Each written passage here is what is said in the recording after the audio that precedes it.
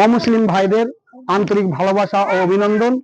পুরো দুঃখের বিষয় ধুলিয়ান পৌরসভার ভেতরে এরকম তো বাচ্চাদের উপরে দিকে দিকে মানে নারী নির্যাতন এবং বাচ্চাদের যেখানে সেখানে কিডন্যাপ তো হচ্ছেই।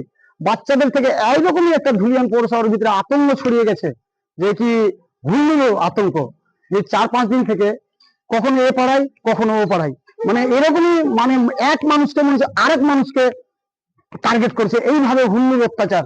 এবং কি কেউ যদি ভয়ে দরজা বন্ধ করেছে, সেই দরজাতে লাথি মারছে।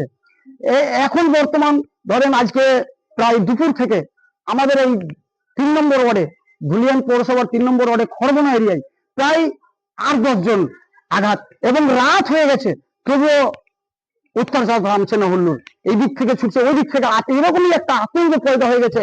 মানুষ হুল্লুর শুনতে গেলেই দৌড়ে যাচ্ছে লাঠি ঠাঙ্গা নিয়ে, এবং ভাটকা ভুটকি ফাটাফুটি শুরু হয়ে গেছে। তো আপনাদেরকে বলছি, আমাদের বাচ্চারা প্রায় এরকম করে যে হুল্লু ছাদে আসতে গেলে কেউ বিস্কুট, কেউ রুটি, কেউ লেওয়া, যার যেটা মানে একটা আগ্রহ করে যায়। তো আপনারা দয়া করে খুব সতর্ক থাকবেন, সে বাচ্চাদেরকে কোনো সময় হুল্লুর কাছে ভিড়তে দেবেন না। আর যদি এই ভিডিওটা মনে করেন যে ভালো লাগে, তো ভিডিওটা লাইক করবেন এবং শেয়ার করবেন।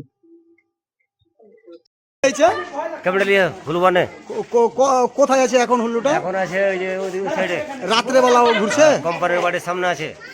কি বলে কজনকে কামড়েছে এখানে? ওখানে কামড়াচ্ছে একজন, 6-7 জনকে কামড়াচ্ছে। তোমাদের বাড়িতে আর কেউ কি? তোমার বাড়িতে আমি শুনলাম যে আমাকে অ্যাটাক করেছে, আমার বোনকে, মেয়েকে অ্যাটাক করেছে। করেছিল। আচ্ছা, এখানে যারা কামড়িয়েছে তাদেরকে মানে কোথায় আছে এখন ওরা? ডাক্তারের কাছে নিয়ে গেছে।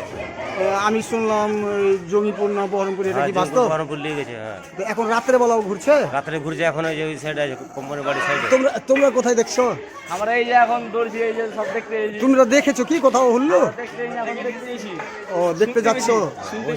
এখানে তো শুনলাম কি 7-8 জনকে এখানে হুল্লু এসেছে, অনেকজনকে কামড়িয়েছে। আচ্ছা, তুমি লাঠি নিয়ে কোথায় যাবা? আমাদেরকে হুল্লু